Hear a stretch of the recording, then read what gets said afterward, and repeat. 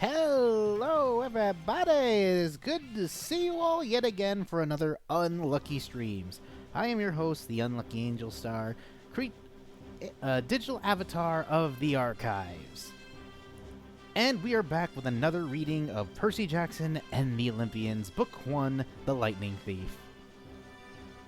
In case you don't know what happened last time, I highly recommend checking out the Unlucky Archives YouTube channel, which you can find in the About section. Just click the little icon, just click the title that says The Unlucky Streams. Sorry, I'm a bit of a stutterer. It's a problem I have, even though I've been streaming for a while. But where we last took off with our Percy Jackson readings, Percy managed to make the jump of a lifetime into the ocean and learn how to handle using his powers. And, well, it was absolutely crazy how he did it. But now he escaped along with Annabeth and Grover, and they're on another train ride to Los Angeles. So, without further ado, but let's now finally get to the book, as we are more than halfway through the first book of the series, meaning we are almost to California. So let me just get my book. And without further ado, let's get reading Chapter 7, A God Buys Us Cheeseburgers. The afternoon, June 14th, 7 days before the solstice, our train rolled into Denver. We hadn't eaten since the night before in the dining car, somewhere in Kansas. We hadn't taken a shower since Half-Blood Hill, and I was sure that was obvious. Let's try to contact Chiron, Annabeth said. I want to tell him about your talk with the river spirit. You can't use phones, right? I'm not talking about phones. We wandered through downtown for about half an hour, though I wasn't sure what Annabeth was looking for. The air was dry and hot, which felt weird after the humidity of St. Louis. Everywhere we turned, the Rocky Mountains seemed to be staring at me, like a tidal wave about to crash into the city. Finally, we found an empty do-it-yourself car wash. We veered toward the stall farthest from the street, keeping our eyes open for patrol cars. We were 3 adolescents hanging out at a car wash without a car. Any cop worth his donuts would figure out we were up to no good. What exactly are we doing? I asked, as Grover took out the spray gun.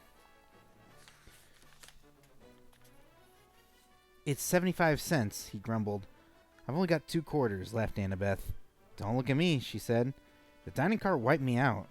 I fished out the last bit of change and passed Grover a quarter, which left me 2 nickels and 1 drachma from Medusa's place. Excellent. We could do it with a spray bottle. Of course, but the connection isn't as good, and my arms get tired of pumping. What are you talking about? He fed in the corners and set the knob to find Miss IMing. I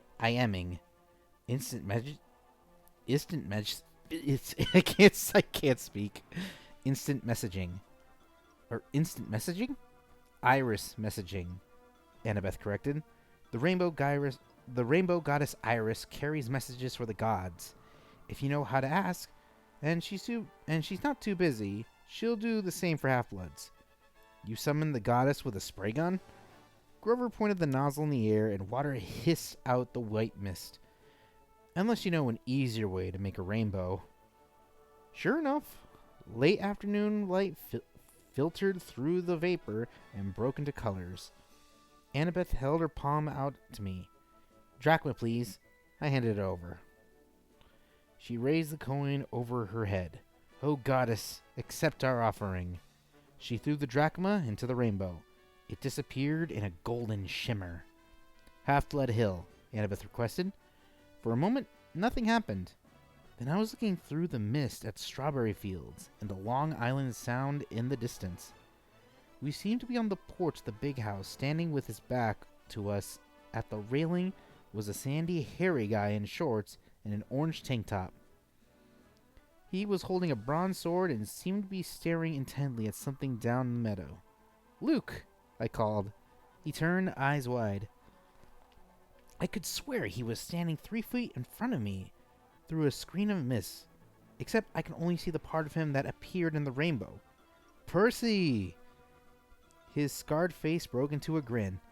"Is that Annabeth too? Thank the gods, you guys are okay." "We're fine," she stammered. She was madly straightening her dirty t-shirt, trying to comb the loose hair out of her face. Out of her feet? What? "We thought he's down at the cabins." Luke's smile faded.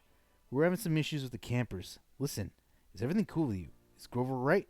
"I'm right here," Grover called. He held the nozzle out at one side and stepped into Luke's line of vision. "What kind of issues?" Just then, a big Lincoln Continental pulled into the car wash with its stereo turned to maximum 8 hip-hop. As the car slid into the next stall, the bass from the subwoofers vibrated so much it shook the pavement. Chiron had to... "What's that noise?" Luke yelled. "I'll take care of it." Annabeth yelled, looking very relieved to have an excuse to get out of sight. "Grover, come on." "What?" Grover said. "But give Percy the nozzle and come on," she ordered. Grover muttered something about girls being harder to understand than the Oracle at Delphi. Then he handed me the spring gun and followed Annabeth. I readjusted the hose so I could keep the rainbow going to still see Luke. Chiron had to break up a fight. Luke shouted to me over the music. "Things are pretty tense here, Percy. Word leaked out about the Zeus-Poseidon standoff. We're still not sure how. Probably the same scumbag who summoned the Hellhounds. Now the campers are starting to take sides. It's shaping up like the Trojan War all over again. Aphrodite, Ares, and Apollo are backing Poseidon. More or less, Athena is backing Zeus. I shudder to think that Clarice's cabin would ever be on my dad's side for anything. In the next stall, I heard Annabeth and some guy arguing with each other. Then the music's volume decreased drastically. "So, what's your status?" Luke asked me. "Chiron will be sorry he missed you." I told him pretty much everything, including my dreams. I felt so good to see him. To feel like I was back at camp even for a few minutes, that I didn't realize how long I had talked until the beeper went off on the spray machine. And I realized I only had 1 minute before the water shut off.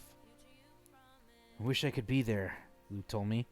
"We can't help much from here, I'm afraid. But listen, it had to be Hades who took the Master Bolt. He was there at Olympus at the winter solstice. I was chaperoning a field trip and we saw him." "But Chiron said the gods can't even take each other's magic items directly." "That's true," Luke said, looking troubled. "Still... Hades had the Helm of Darkness. How could anybody else sneak into the throne room and steal the Master Bolt? You'd have to be invisible." We were both silent until Luke seemed to realize what he'd said. "Oh hey," he protested. "I didn't mean Annabeth. She and I have known each other forever. She would never... she's like a little sister to me." I wonder if Annabeth would like that description. In the stall next to us, the music stopped completely. A man screamed in terror, car's door slammed, and the Lincoln peeled out of the car wash. "You'd better go see what that was," Luke said. "Listen, are you wearing the flying shoes? I feel better if I knew they've done you some good." "Oh, yeah." I tried not to sound like a guilty liar. "Yeah, they've come in handy." "Really?" He grinned. "They fit in everything?" The water shut off. The mist started to evaporate. "Well, take care of yourself out there in Denver," Luke called, his voice getting fainter. "And tell Grover it'll be better this time. Nobody will get hurt nobody will get turned into a pine tree if he just..." But the mist was gone, and Luke's image faded to nothing. I was alone in a wet, empty car wash stall. Annabeth and Grover came around the corner, laughing. but stopped when they saw my face. Annabeth's smile faded. What happened, Percy? What did Luke say? Not much, I lied, my stomach feeling as empty as a big 3 cabin. Come on, let's find some dinner.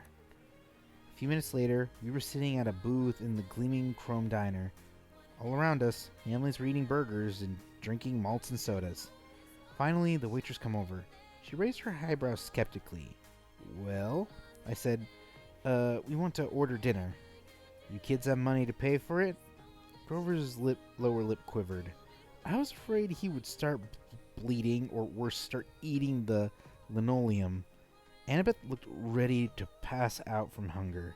I was trying to think of a sob story for the waitress when a rumble shook the whole building. A motorcycle the size of a baby elephant had pulled up to the curb. All conversation in the diner stopped.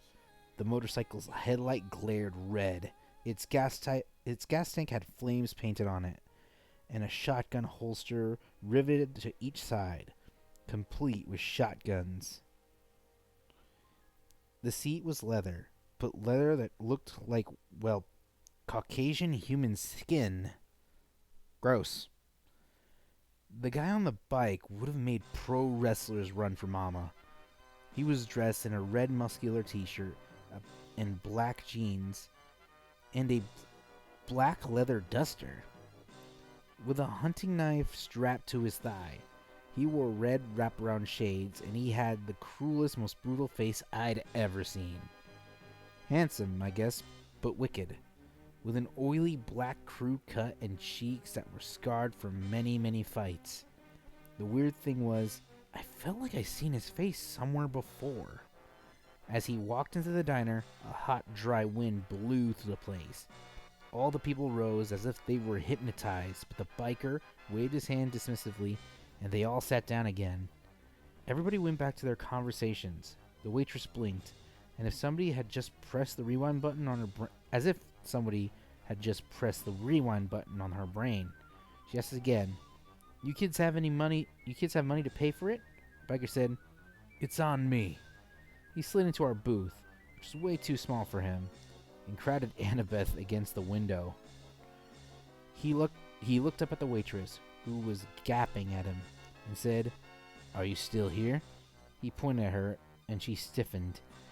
She turned as if she'd been spun around, then marched back toward the kitchen. The biker looked at me. I couldn't see his eyes behind the red shades, but bad feelings started boiling in my stomach. Anger, resentment, bitterness. I wanted to hit a wall. I wanted to pick a fight with somebody. Who did this guy think he was? Gave me a wicked grin. So you're old Seaweed's kid, huh? I should have been scared, but instead I felt like I was looking at my stepdad, Gabe. I want to rip this guy's head off. What's it to you? Annabeth's eye flashed me a warning. Percy, this is... The biker raised his hand. It's okay, he said. I don't mind a little attitude, as long as you remember who's the boss. You know who I am, little cousin. Then it struck me why this guy looked familiar. He had the same vicious sneer as some of the kids at Camp Half-Blood, the ones from Cabin 5. You're Clarice's dad, I said. Ares, god of war. Ares grinned and took off his shades, where his eyes should have been. There was only fire, empty sockets of glowing with miniature nuclear explosions. That's right, punk. That's right, punk. I heard you broke Clarice's spear. She was asking for it. Probably. That's cool. I don't fight my kids' fights, you know. Why, I'm here for... I heard you were in town. I got a little proposition for you. The waitress came back with a heaping trays of food. Cheeseburgers, fries, onion rings, and chocolate shakes. Ares handed her a few gold drachmas. She looked nervously at the coins. But these aren't... Ares pulled out his huge knife and started cleaning the fingernails. Problem, sweetheart? The waitress swallowed, then left with the gold. You can't do that, I told Ares. You can't just threaten people with a knife. Ares laughed. Are you kidding me? I love this country. Best place in Sparta. Don't you carry a weapon, punk? You should. Dangerous world out there.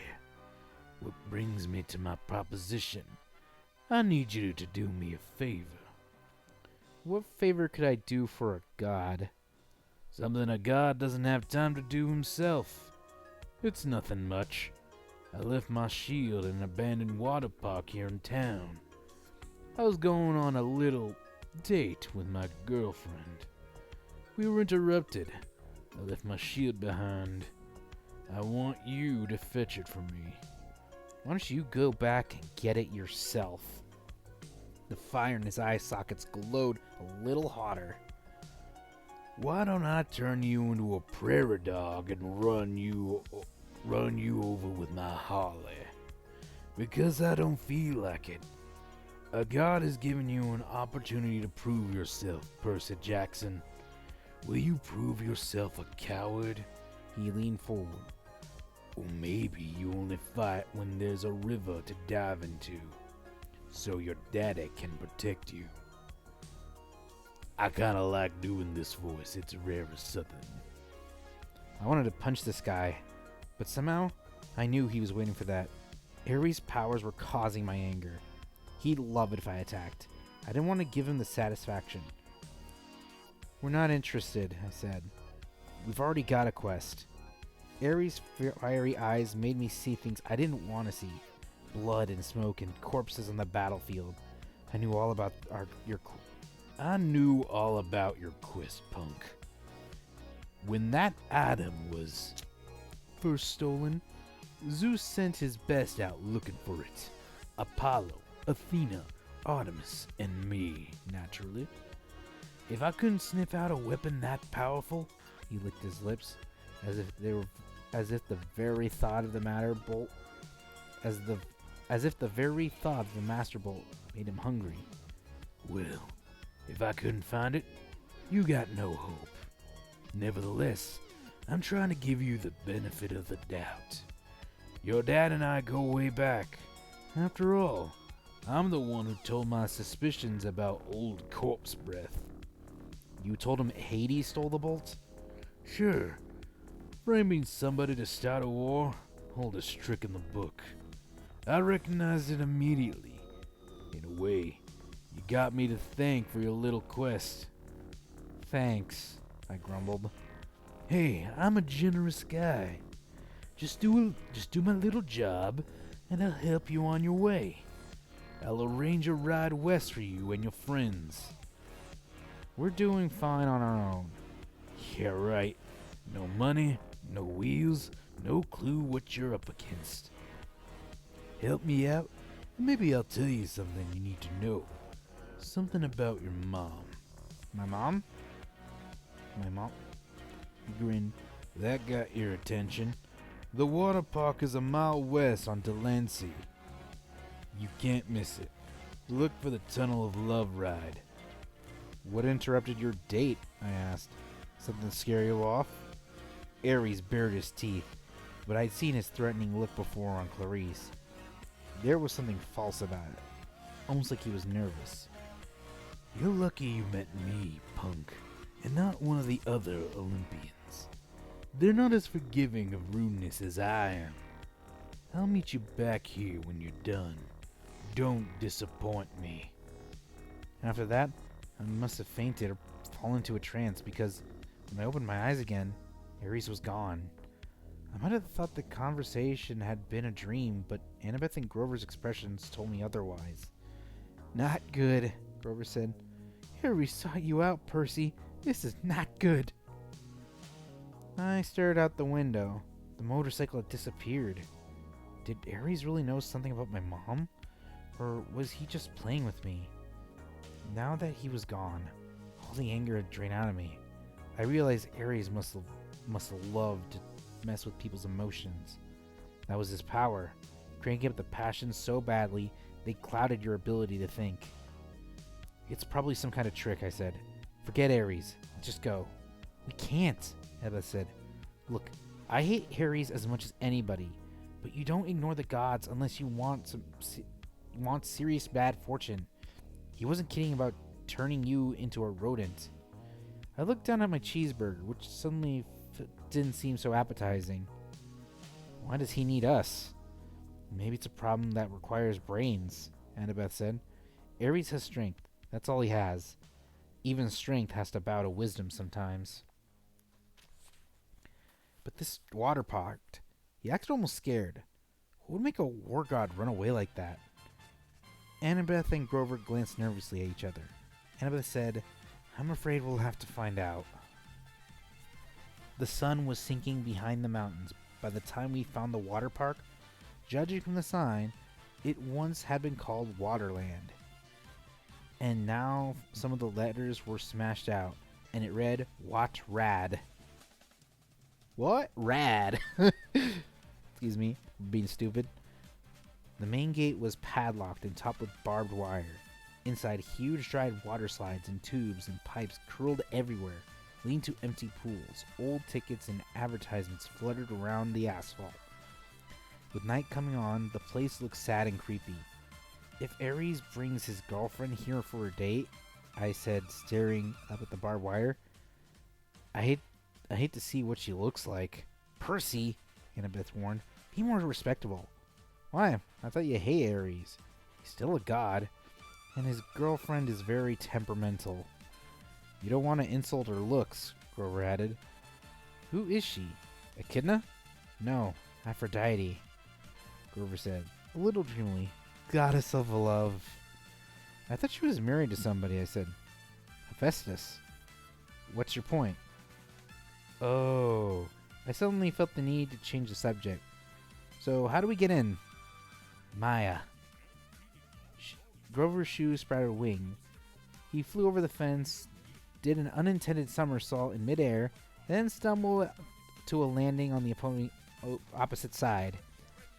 He dusted off his jeans as if he'd planned the whole thing. You guys coming? Annabeth and I had to climb the old-fashioned way, holding down the barbed wire for each other as we crawled over the rope. The shadows grew long as we walked through the park, checking out the attractions. There was Ankle Biter Island,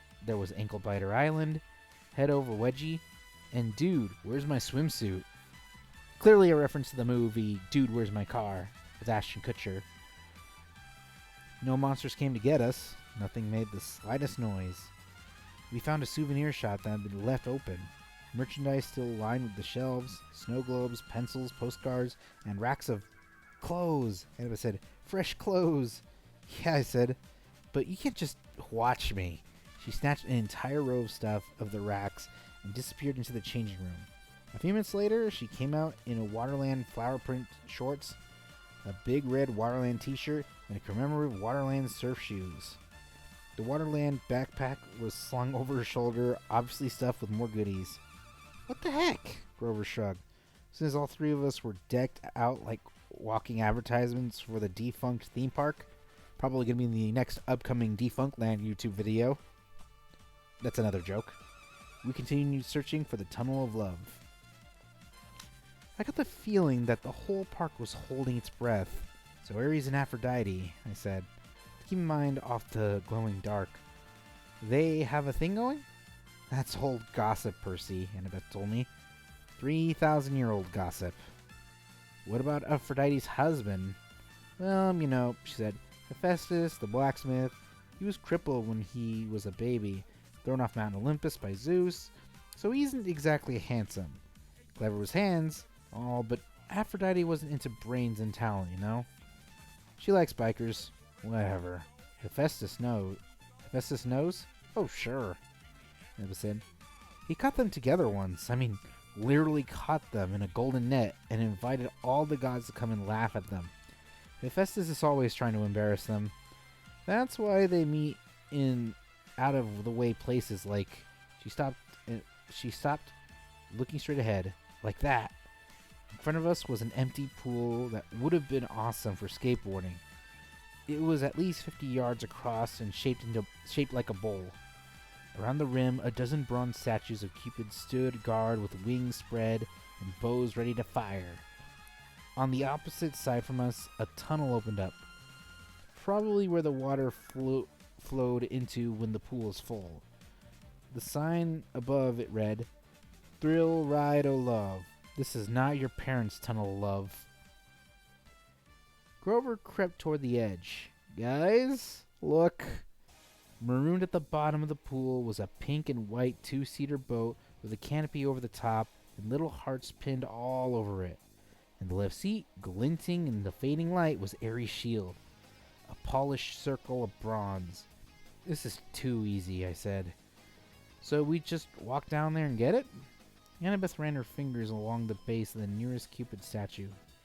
"There's a Greek letter carved here," she said.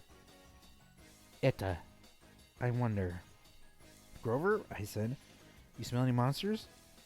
He sniffed the wind. "Nothing. Nothing like in the arch, and you don't smell echidna nothing, or really nothing." Grover looked hurt. "I told you, that was underground." "Okay, I'm sorry." I took a deep breath. "I'm going down there." "I'll go with you." Grover didn't sound too enthusiastic, but I got the feeling he was trying to make up for what had happened in St. Louis. "No," I told him. "I want you to stay up top with the flying shoes. You're the Red Baron, a flying ace, remember? I'll be counting on you for backup, in case something goes wrong." Grover puffed up his chest a little. "Sure. What could go wrong?" "I don't know. Just a feeling. Annabeth, come with me."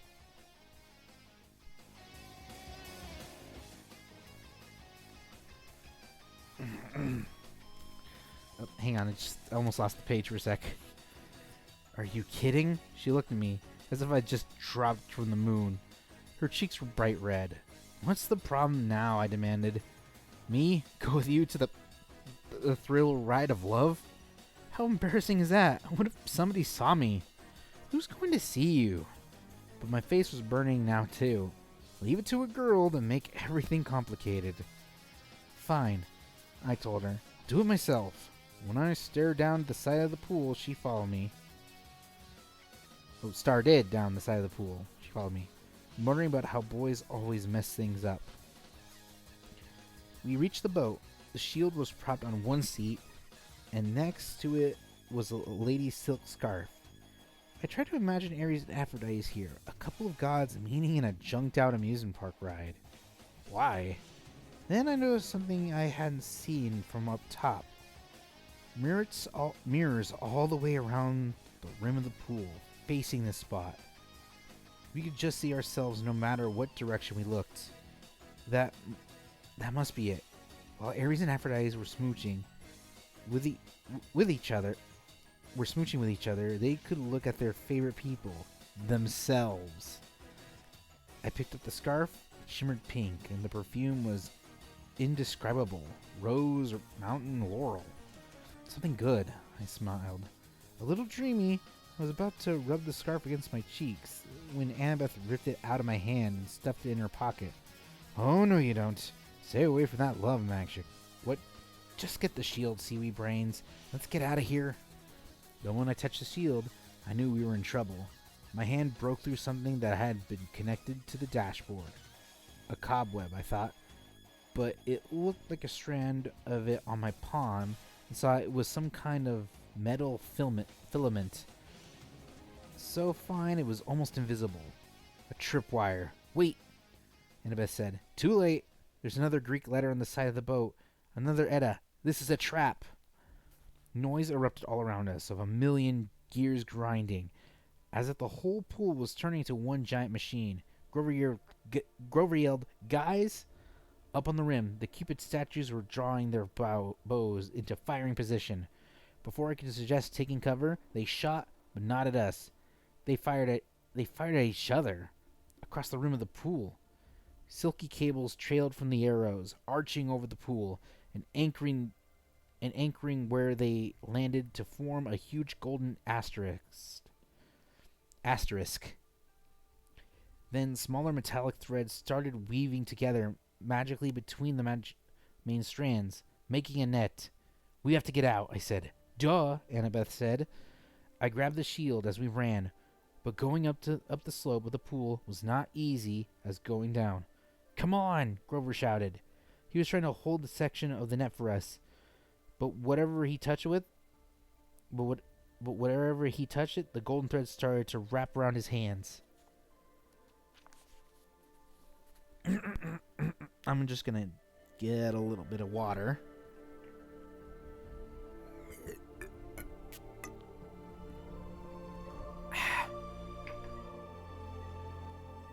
There we go. Now, where was I?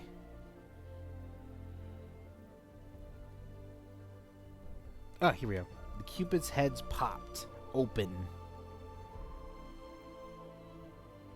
Oh, hang on. Something just popped up. That's nothing. The Cupid's heads popped up.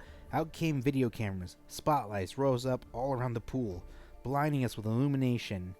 Oh no, they're going to make them watch some terrible movies. Joking aside.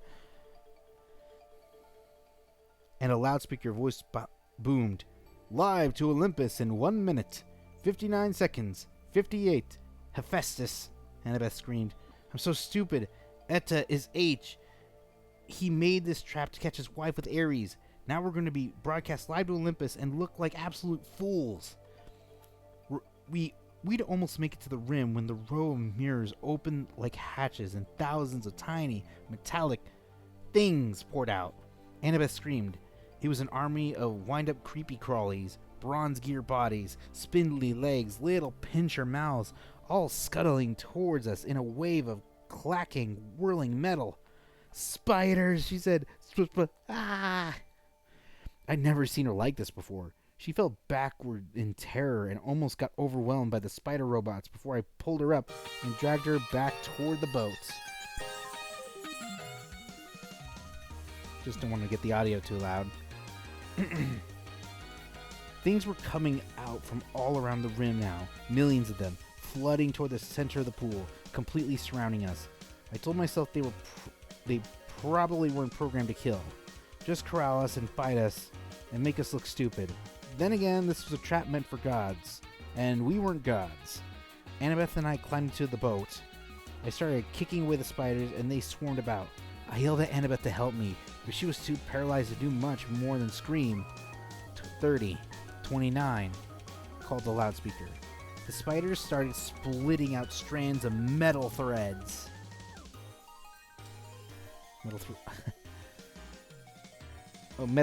Metal thread, trying to tie us down. The strands were easy enough to break at first, but there were so many of them, and the spiders just kept coming. I kicked out away from Annabeth's leg, and its pinchers took a chunk out of my new surf shoe. Grover hovered above the pool and was within his flying sneakers, trying to pull the net loose, but it wouldn't budge. "Think," I told myself. "Think." Tunnel love. Entrance was under the net. We could use that as an exit, except it had to be blocked by a million robot spiders. 15, 14, the loudspeaker called. Water, I thought. Where does the ride's water come from? Then I saw huge water pipes behind the mirrors, where the spiders had come from, and up above the net, next to one of the Kilo Cupids, a glass-windowed booth that must be the controller's situation. "Grover," I yelled. "Get into that booth. Find the on switch. But do it." It was crazy. It was a crazy hope. But it was our only chance. The spiders were all over the prow of the boat now. Annabeth was screaming her head off. I had to get us out of there. Grover was in the controller's booth now, slamming at the buttons. 5, 4. Grover looked at me hopelessly, raising his hands. He was letting me know that he'd push every button, but still nothing was happening. I closed my eyes and thought about waves, rushing water, the Mississippi River. I felt a familiar tug in my guts. I tried to imagine that. I was dragging the ocean all the way to Denver. 2, 1, 0. Water exploded out of the pipes. It roared into the pool, sweeping away the spiders. I pulled Annabeth into the seat next to me and fastened her seatbelt, just like when the tidal wave slammed into our boat, over the top, whisking the spiders away and dousing us completely. but not capsizing us. The boat turned, lifted in the flood, and spun in circles around the whirlpool. The water was full of short-circuiting spiders, some of them smashing against the pool's concrete wall with such force they burst. Spotlights glared us down at us. The Cupid cams were rolling, live to Olympus, but I could only concentrate on controlling the boat. I willed it to ride the current, to keep away from the wall. Maybe it was my imagination, but the boat seemed to respond. At least it didn't break into a million pieces. We spun around one last time, the water level now almost high enough to shred up against the metal net. Then the boat's nose turned toward the tunnel, and we rocketed through the darkness. Annabeth and I held tight, both of us screaming at the boat curls and hugged corners, and took 45-degree plunges past pictures of Romeo and Juliet and a bunch of other Valentine's Day stuff. And we were out of the tunnel, the night air whistling through our hair, and as the boat barreled straight forward toward the exit. If the ride had been in working order, we would have sailed off a ramp between the golden gates of love and splashed down safely in the exit pool. But there was a problem. The gates of love were chained. 2 boats had been washed out of the tunnel before us, were now piled against the barricade. One submerged, the other cracked in half. "Unfasten your seatbelt," I yelled to Annabeth. "Are you crazy? Unless you want to get smashed to death." I strapped Ares' shield to my arm. "Then we're going to have to jump for it." My idea was simple and insane. As the boat struck, we would have used force like a springboard to jump the gate. I heard of people surviving car crashes that way, getting thrown 30 or 40 feet away from the accident. With luck, we would land in the pool. Annabeth seemed to understand. She gripped my hand, the gates a little closer. "On my mark?" I said. "No, on my mark." "What? Simple physics," she yelled. "Force times the trajectory angle." "Fine," I shouted. "On your mark." She hesitated, then yelled, "Now!" Crack! Annabeth was right. If we jumped when I thought we should have, we would have crashed into the gates. She got us maximum lift. Unfortunately, there was a little more than we needed. Our boat smashed into the pileup, and we were thrown into the air. Straight over the gates, over the pool, and down towards solid asphalt. Something grabbed me from behind, and Annabeth yelled, "Ouch! Grover!"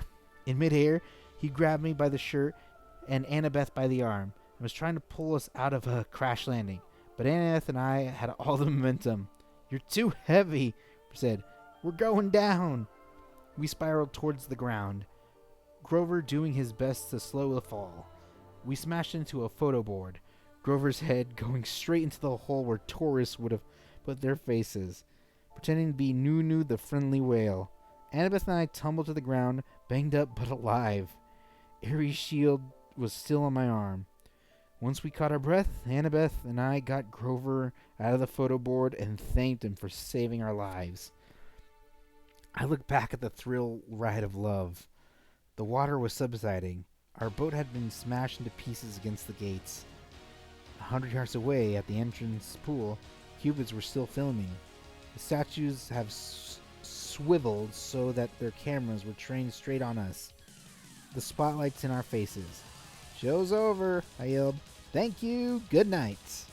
The Cupids turned back to their original possession.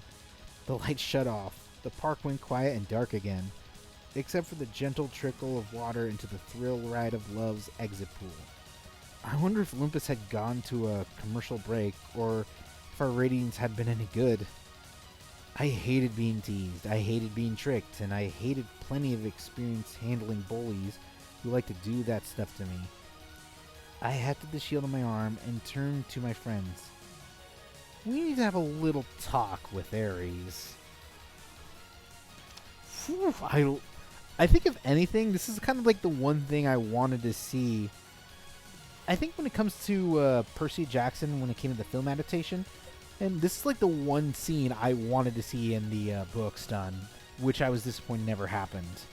Because this is probably my favorite chapter. because of how action-based it was. So you can probably understand why I was disappointed that didn't happen. Anywho, usually I take a break, but I got water still. So why don't we move on to Chapter 16. We take a zebra till Vegas. The war god was waiting for us at the diner parking lot. Well, he said. You didn't get yourself killed. You knew it was a trap, I said. Ares gave me a wicked grin. Bet that crippled blacksmith was surprised when he netted a couple of stupid kids. Look good on TV. I shoved a shield at him. You jerk. You're a jerk. Annabeth and Grover caught their breath. Ares grabbed the shield and spun it in the air like pizza dough. It changed form, melting into a bulletproof vest. He slung it across my back. See that truck over there? He pointed at an 18-wheeler parked from the diner. That's your ride. Take you straight to LA, with one stop in Vegas.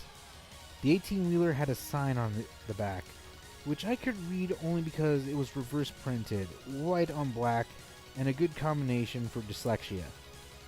Kindness International, Humane Zoo Transport. Warning, live wild animals. I said, you're kidding.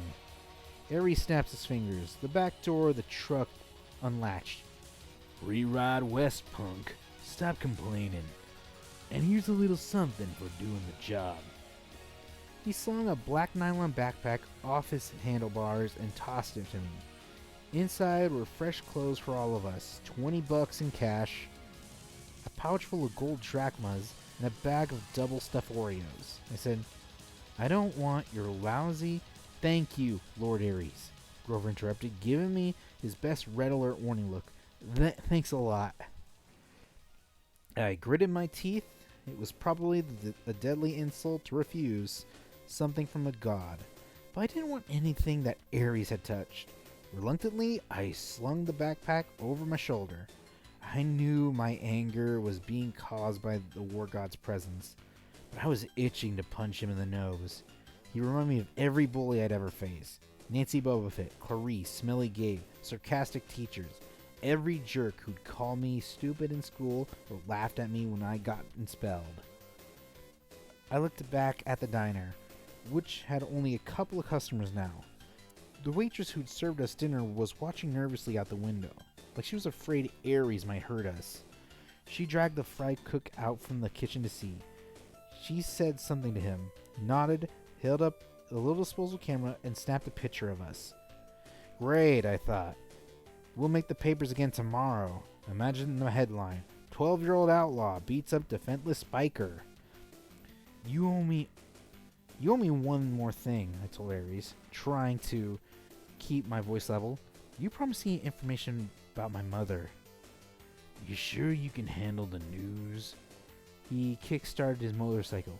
She's not dead. The ground seemed to spin beneath me. What do you mean? I mean she was taken away from the Minotaur before she could die. She was turned into a shower of gold, right? That's metamorphosis, not death. She's being kept. Kept? Why? You need to study war, punk. Hostages. You take somebody to control somebody else. Nobody's controlling me. He laughed. Oh yeah? See you around, kid. I balled up my fists. You're pretty smug, Lord Ares, for a guy who runs from Cupid's statues. Behind his sunglasses, fire glowed. I felt a hot wind in my hair. We'll meet again, Percy Jackson. Next time you're in a fight, watch your back. He revved up his Harley, then roared off down Delancey Street. Ebba said, That was not smart, Percy. I don't care. You don't want a god as your enemy, especially not that god. Hey guys, Grover said. I hate to interrupt, but he pointed toward the diner. At the register, the last two customers were paying their check. Two men in identical black coveralls and a white logo on the back that matched the ones of the Kindness International truck. If we're taking the Zoo Express, Grover said, We need to hurry. I don't like it. We had no better option. Besides, I had seen enough of Denver.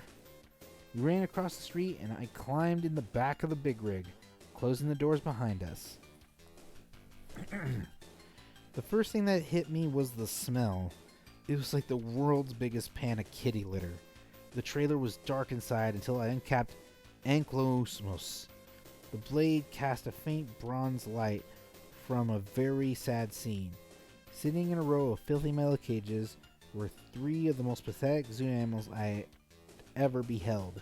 A zebra, a male albino lion, and some weird antelope thing I didn't know the name for. Someone had thrown the lion a sack of turnips, which he obviously didn't want to eat. The zebra and the antelope had gotten a styrofoam tray of hamburger meat. The zebra's mane was matted by chewing gum, like somebody had been spitting on it in their spare time. The antelope had a stupid silver birthday balloon tied to one of its horns that read, "Over the Hill." Apparently, nobody wanted to get close enough to the lion and mess with him, but the poor thing was pacing around on solid blankets in a space way too small for him, panting from the stuffy heat of the trailer. He had flies buzzing around his pink eyes, and his ribs showed through his white fur. Well, it's kind of sad, honestly. This is kindness for Rio. He made Zune transport. He probably would have gone right back outside to beat up the truckers with his reed pipe. I would have helped him, but just then, the truck's engine roared to life. The trailer started shaking, and we were forced to sit down or fall down. We huddled in the corner on some mildeweed feed sacks, trying to ignore the smell and the heat of the flies.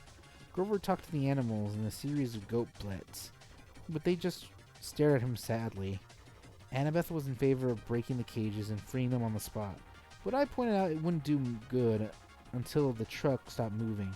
Besides, I had a feeling we might look a lot better to the lion than those turnips.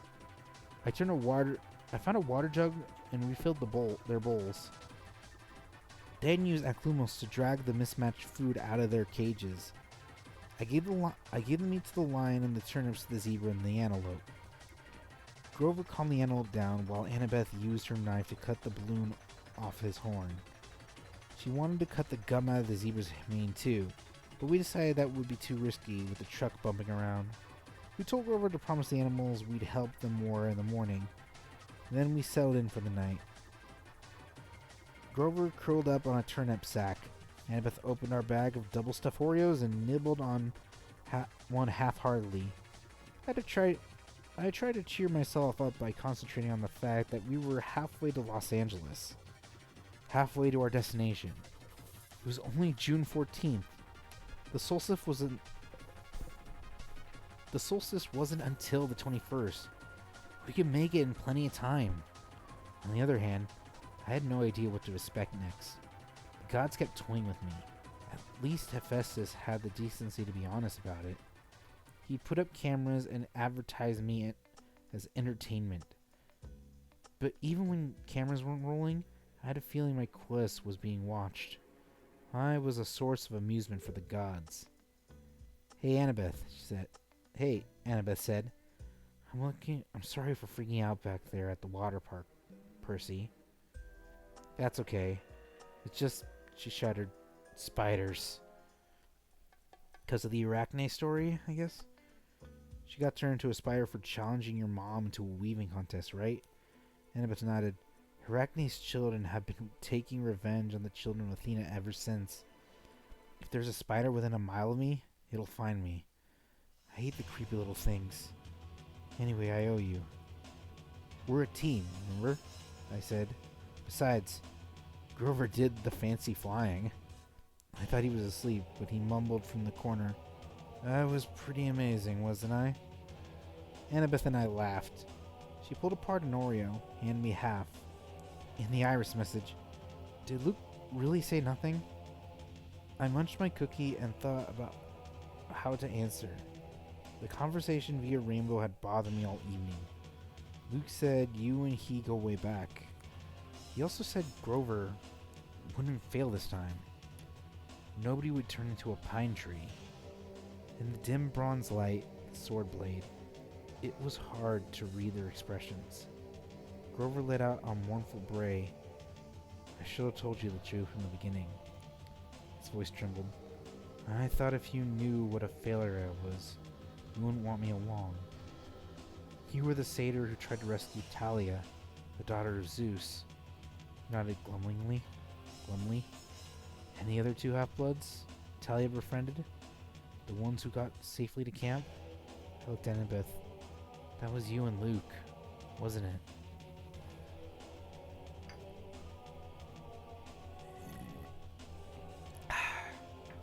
Just getting some water.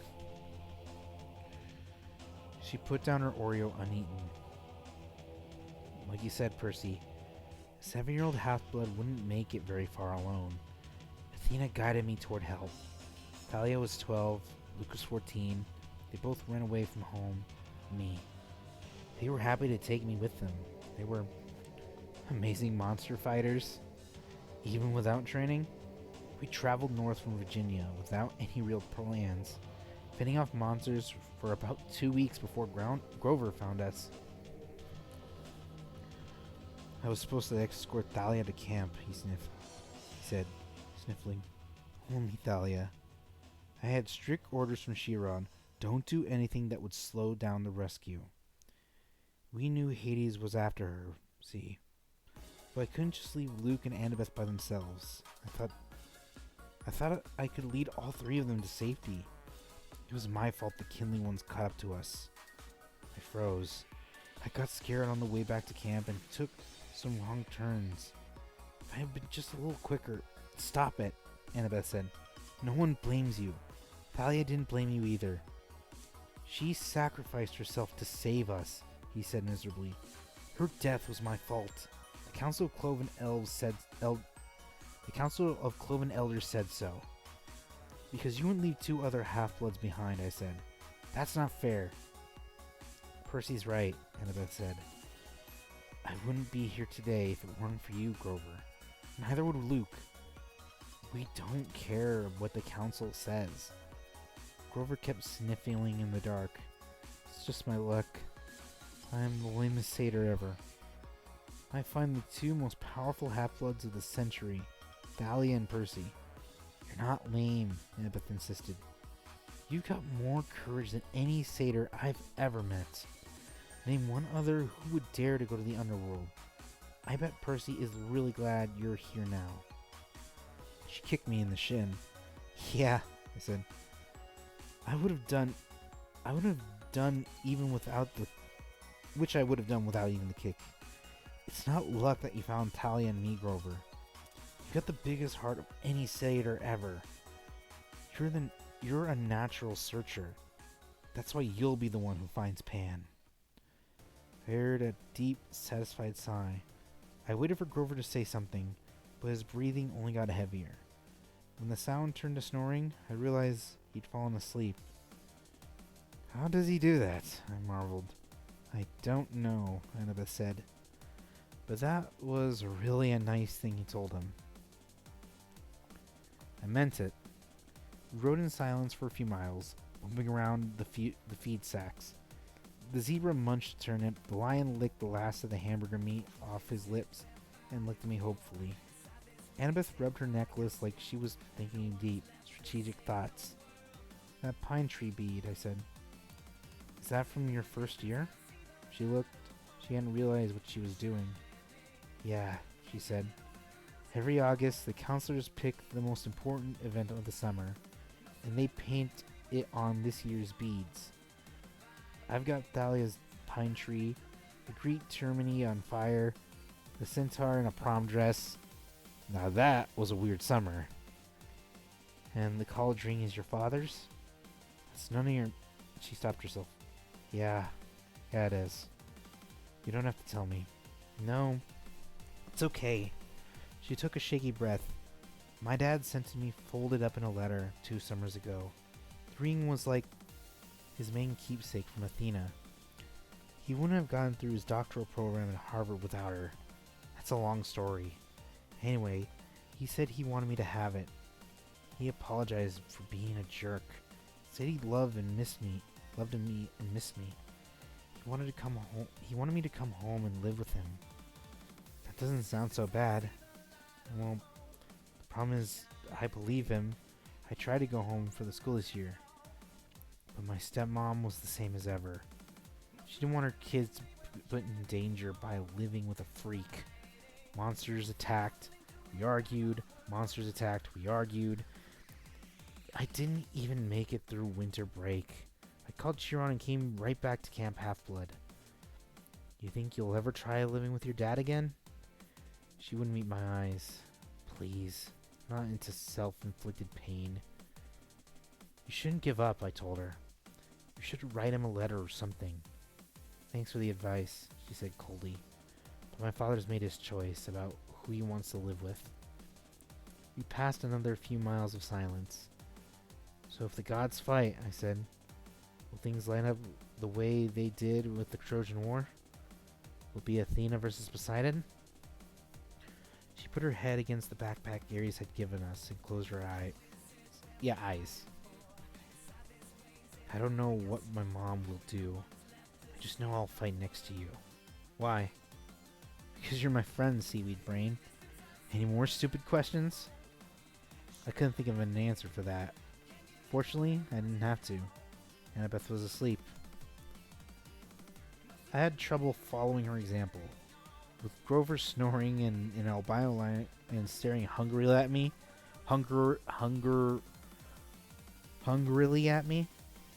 but eventually I closed my eyes. My nightmares started out as something I dreamed a million times before. I was being forced to take a standardized test while wearing a straitjacket. All the other kids were going out to recess, and the teachers kept saying, "Come on, Percy, you're not stupid, are you? Pick up your pencil." Then the dream strayed from the usual. I looked over at the next desk and saw a girl sitting there, also wearing a straitjacket. She was my age, with unruly black punk-style hair, dark eyeliner around her stormy green eyes, and freckles across her nose. Somehow, I knew who she was. She was Talia, daughter of Zeus. She struggled against the straitjacket, glared at me in frustration, snapped, "Well, Seaweed Brain, one of us has to get out of here." She's right, my dream self thought. I'm going back to that cavern. I'm going to give Hades a piece of my mind. The straitjacket melted off me. I fell through the classroom floor. The teacher's voice changed. It was cold and evil, echoing from the depths of a great chasm. "Percy Jackson," it said. "Yes, the exchange went well, I see." I was back in the dark cavern, spirits of the dead drifting around me. Unseen in the pit, the monstrous thing was speaking. This time, it was addressing me. The numbing power of its voice seemed directed somewhere else. "And he suspects nothing?" it asked. Another voice, one I almost recognized, answered my shoulder. "Nothing, my lord. He is as ignorant as the rest." I looked over. No one was there. The speaker was invisible. "Deception upon deception." The thing in the pit mused aloud. "Excellent." "Truly, my lord," he said, the voice next to me. "You are well named the Crooked One. But was it really necessary? I could have brought you what I stole directly." "You?" the monster said in scorn. "You have already shown your limits. But you would have failed me completely had I not intervened." "But my lord..." "Peace, little servant. Our 6 months have brought us much. Zeus's anger has grown. Poseidon has played his most desperate card. Now we shall use it against him. Shortly you shall have the reward you wish and your revenge. As soon as both items are delivered into my hands. But wait, he is here." What? The invisible servant suddenly summoned tense. You summoned him, my lord? No. The full force of the monster's attention was now pouring onto me, freezing me in place. Blast his father's blood. He is too changeable, too unpredictable. The boy brought himself hither. Impossible, the servant cried. A weakling such as you, perhaps. The voice snarled. Then its cold power turned back on me. So, you wish to dream of your quest, young half-blood? Then I will oblige. The scene changed. I saw standing in a vast throne room with black marble walls and bronze floors. The empty, horrendous throne was made from human bones fused together. Standing foot of the dais was my mother, frozen in shimmering golden light, her arms outstretched. I tried to step toward her, but my legs wouldn't move. I reached for her, only to realize that my hands were withered to bones. Grinning skeletons in Greek armor crowded around me, draping me with silk robes, wreathing my hand with the laurels that smoked with chimera poisoning, burning my scalp. The evil voice began to laugh. Hail the conquering hero. I woke up with a start. Grover was shaking his shoulder. The truck stopped, he said. We think they're coming to check out the animals. Hide, Annabeth hissed. She said it easy. She put on her magic cap and disappeared. Grover and I had to dive behind the feed sacks and hope we looked like turnips. The trailer doors creaked open. Sunlight heat poured in. Man, one of the truckers said, waving his hand in front of his ugly nose. I wish I hauled appliances. He climbed inside and poured some water from a jug into the animal dishes. You hot, big boy? He asked the lion, and splashed the rest of the bucket right in the lion's face. The lion roared in indignation. Yeah. The man said. Next to me, under the turnip sacks, Grover tensed. For a peace-loving herbivore, he looked downright murderous. The trucker threw the antelope in squash-looking Happy Meal bag. He smirked at the zebra. How you doing, Straps? At least we'll be getting rid of you this stop. You like magic shows? You're gonna love this one. They're gonna saw you in half. The zebra, wild-eyed with fear, looked straight at me. There was no sound, but as clear as day, I heard it say, Free me, Lord, please. I was stunned to react. There was a loud knock, knock, knock on the side of the trailer. The trucker inside with us yelled, What do you want, Eddie? A voice called, it must have been Eddie's, shouted back, Maurice, what do you say? What are you banging for? Knock, knock, knock. Outside, Eddie yelled, What banging? Our guy Maurice rolled his eyes and went back inside, cursing at Eddie for being an idiot. Seconds later, Annabeth appeared next to me. She must have done the banging to get Maurice out of the trailer. This transport business can't be legal. No kidding, Grover said. He paused as if listening. The lion says these guys are animal smugglers. That's right, the zebra said. The voice said in my mind. We've got to free them. Good. He and Annabeth both looked at me, waiting for my lead. I had heard the zebra talk, but not the lion. Why? Maybe it was another learning disability. I could only understand zebras? Then I thought, horses. What had Annabeth said about Poseidon creating horses? Was a zebra close to a horse? Is that why I could understand it? The zebra said, Open my cage, Lord, please. I'll be fine after that. Outside, Eddie and Maurice were still yelling at each other, but I knew they'd be coming inside to torment the animals again at any moment. I grabbed Riptide and slashed Locke off a zebra's cage. The zebra burst out. It turned to me and bowed. Thank you, Lord. Grover held up his hand and said something to the zebra in goat talk, like a blessing. Just as Maurice was poking his head inside to check out the noise, the zebra leaped over him into the street. There was yelling and screaming and cars honking. We rushed to the doors of the trailer in time to see the zebra galloping down a wide boulevard lined with hotels and casinos and neon signs. We just realized a zebra. We just released a zebra in Las Vegas. Okay, honestly, that's like the best line anyone's ever said in a book.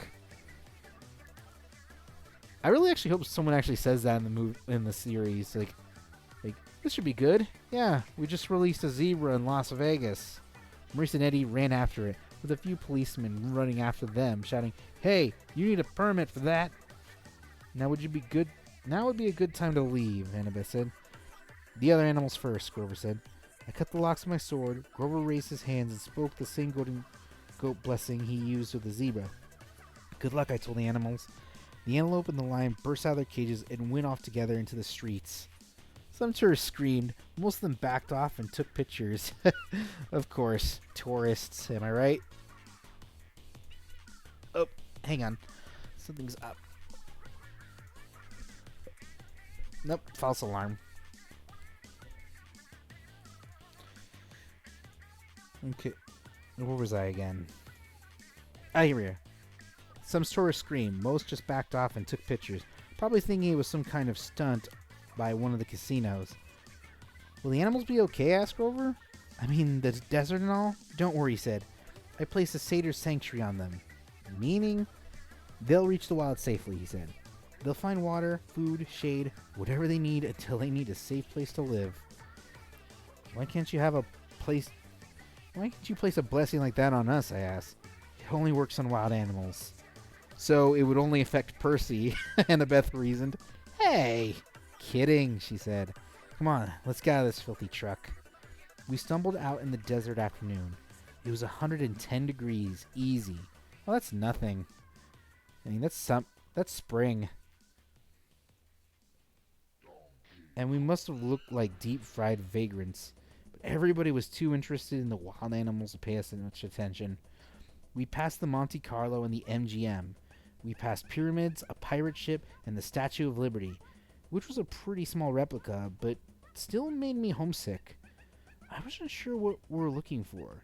Maybe just a place to get out of the heat for a few minutes? Find a sandwich and a glass of lemonade? Make a new plan for getting west?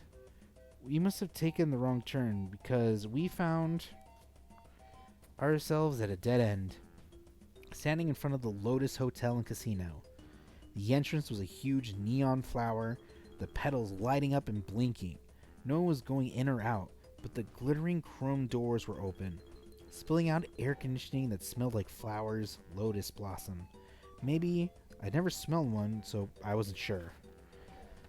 Dorman smiled at us. Hey kids, you look tired. Come in and sit down. I learned to be suspicious the last week or so. I figured anybody might be a monster or a god. You just couldn't tell. But this guy was normal. One look at him, and I could see besides, I was so relieved to hear somebody who sounded sympathetic that I nodded and said we'd love to come in. Inside, we took one look around, and Grover said, Whoa! The whole lobby was one giant game room. And I'm not talking about cheesy old Pac-Man games or slot machines. There was an indoor water slide snaking around the glass elevator, which went straight up at least 40 floors. There was a climbing wall on one side of the building. There was an indoor bungee jumping bridge. There was a virtual reality suits with working laser guns. And hundreds of video games, each one on the size of a widescreen TV. Basically, you name it, this place had it. There were only a few other kids playing, but not that many. No waiting for any of the games. There were waitresses and snack bars all around, serving every kind of food you can imagine. Hey, a bellhop said. At least I guess he was a bellhop. He wore a white and yellow Hawaiian t-shirt with Lotus design shorts and flip-flops. Welcome to the Lotus Casino. Here's your room key. I stammered, but no, he said. The bill's taken care of. No extra charges, no tips. Just go up to the top floor, room 4001. If you need anything, like extra bubbles for the hot tub, or skeet targets for the shooting range, or whatever, just call from the front desk. Here are your Lotus cash cards. I can't say that. They work in the restaurants and all the games and rides. He handed us each a green plastic credit card. I knew there must be some mistake. Obviously, he thought we were some millionaire's kids. But I took the card and said, "How much is on here?" His eyes were knit together. "What do you mean?" "I mean, when does it run out of cash?" He laughed. "Oh, you're making a joke. Hey, that's cool. Enjoy your stay." We took the elevator upstairs and checked out our room. It was a suite with 3 separate bedrooms and a bar stocked with candy, sodas, and chips. A hotline to room service, fluffy towels and waterbeds with feathery pillows. A big screen television with satellite and high-speed internet. The balcony had its own hot tub, and sure enough, there was a skeet shooting machine with the shotgun, so you could launch clay pigeons right out the Las Vegas skyline and plug them with your gun. I didn't see how that could be legal, but I thought it was pretty cool. The view over the strip and the desert was amazing. I just realized maybe they could be filming in Vegas soon for the series. I gotta check. I better check to see. Though I doubted we'd find time to look at the view with a room like this. "Oh goodness," Annabeth said. "This place is sweet," Grover said. "Absolutely sweet." There were clothes in the closet and they fit me. I frowned, thinking that this was a little strange. I threw Aries' backpack in the trash can. We wouldn't need it anymore. When we left, I could just charge a new one at the hotel store. I took a shower, which felt awesome after a week of grimy travel. I changed clothes, ate a bag of chips, drank 3 Cokes, and came out feeling better I had in a long time. In the back of my mind, some small problem kept nagging me. I'd have a dream or something.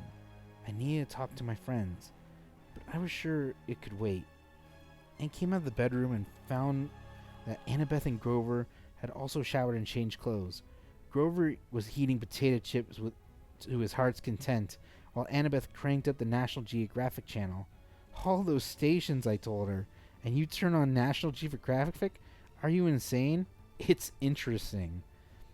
Well, at least it's not the History Channel. Heyo! Anyways, where are we? "I feel good," Grover said. "I love this place." Without even realizing it, the wings sprouted out of his shoes and lifted him a foot off the ground, then back down again. "So what now?" Annabeth asked. "Sleep?" Grover and I looked at each other and grinned. We both held our Green Blastic Lotus cards. Playtime. I couldn't remember the last time I had so much fun. I came from a relatively poor family. Our idea of a splurge was eating out at Burger King and renting a video. A 5-star Vegas hotel? Forget it. I bungee jumped the lobby 5 or 6 times, did the water slide, snowboarded the artificial ski slope, and played virtual reality laser tag and FBI sharpshooter. I saw Grover a few times going from game to game. He really liked the reverse hunting thing, where the deer go out and shoot the rednecks. I saw Annabeth playing trivia games and other Brainiac stuff. They had this huge 3D sim game where you build your own city and you could actually see the holographic buildings rise on the display board. I didn't think much of it, but Annabeth loved it. I'm not sure when I first realized something was wrong. Probably it was when I noticed the guy standing next to me at VR Sharpshooters. He was about 13, I guess, but his clothes were weird. I thought he was some Elvis impersonator's son. He wore bell-bottom jeans, a red t-shirt with black piping, and his hair permed and gelled like a New Jersey girl's on homecoming night. We played a game of sharpshooters together. He said, "Groovy, man. Been here 2 weeks and the games keep getting better and better." Groovy. Later, while we were talking, I said something was sick, and he looked at me kind of startled as if he never heard the word used that way before. He said his name was Darren, but as soon as I started asking him questions, he got bored with me and started to get back to the computer screen. I said, "Hey Darren, what year is it?" He frowned at me. "In the game? No, in real life." He had to think about it. 1977. No. No, I said, getting a little scared. Really? Hey man, bad vibes. I got a gaming habit. Bad vibes. I got a game happening. After that, he totally ignored me. I started talking to people. I found out it wasn't easy. They were glued to the TV screen or the video game or their food or whatever. I found a guy who told me it was 1985. Another guy who told me it was 1993. They all claim they haven't been here very long. A few days, a few weeks at most. They didn't really know and why. They didn't really know and they didn't care. Then it occurred to me, how long has it been here? It seemed like only a couple of hours, but was it? I tried to remember why we were here. We were going to Los Angeles. We were supposed to find the entrance to the underworld. My mother, for a scary second, I had trouble remembering her name. Sally Jackson. I had to find her. I had to stop Hades from causing World War III. I found Annabeth, still building her city. Come on, I told her. We've got to get out of here. No response. I shook her. Annabeth. She looked up annoyed. What? We need to leave. Leave? What are you talking about? I just got the towers. This place is a trap. She didn't respond until I shook her again. What? Listen, the underworld, our quests. Come on, Percy, just a few more minutes. Annabeth, there are people here from 1977. Kids who have never aged.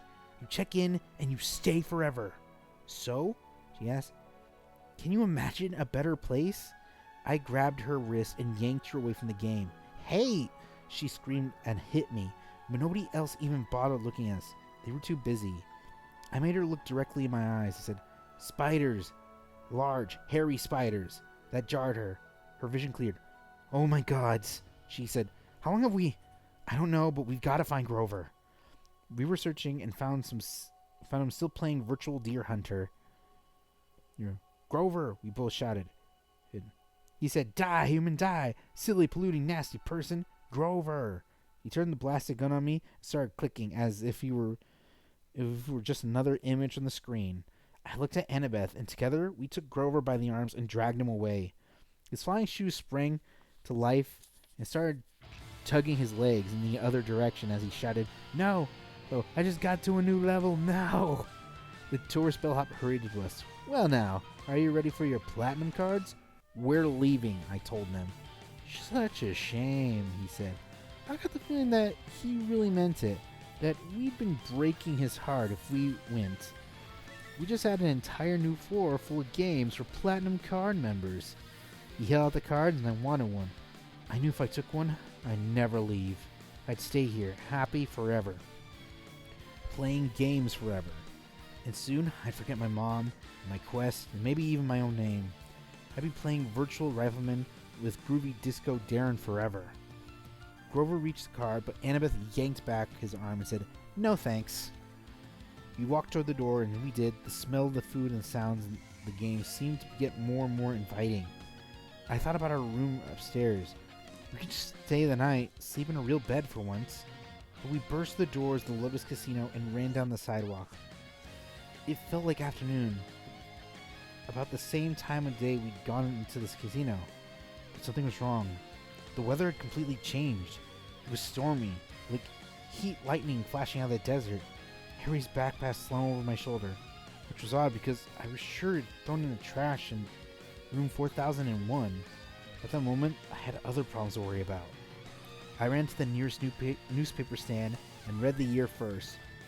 Thank the gods it was the same year it had been when we went in. Then I noticed the date. June 20th. We had been in the Lotus Casino for 5 days. We only had 1 day left until the summer solstice. 1 day to complete our quest. And with that, we should probably call this a stream, ladies and gentlemen. And honestly, this is probably some of the best moments of the book.